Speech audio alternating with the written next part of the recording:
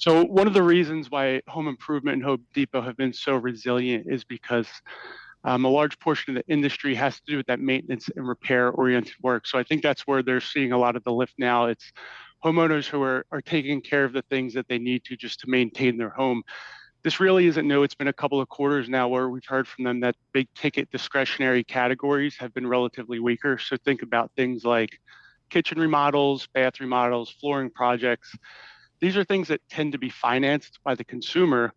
And with rates as high as they are right now, it's just become a little bit prohibitive for them to undertake those projects. So I think in order to see more robust growth out of these categories, which is really the missing piece of the story, we need to see rates start to come back down a little bit.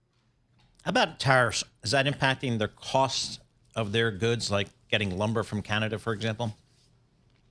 So we think Home Depot is pretty well positioned from a tariff perspective. They source about 50% of the products they sell from inside the U.S. And, like a lot of other retailers over the last decade, they've done a great job in diversifying their supply chain. They actually said that over the next 12 months, no single country outside of the U.S. is going to account for more than 10% of their product purchases. So the fact that they're diversifying their supply chain should help with costs. At the same time, given their scale, the largest home improvement retailer, they'll have the ability to push back on some of their suppliers in terms of cost. Now, what they said is that they're looking to generally maintain their prices.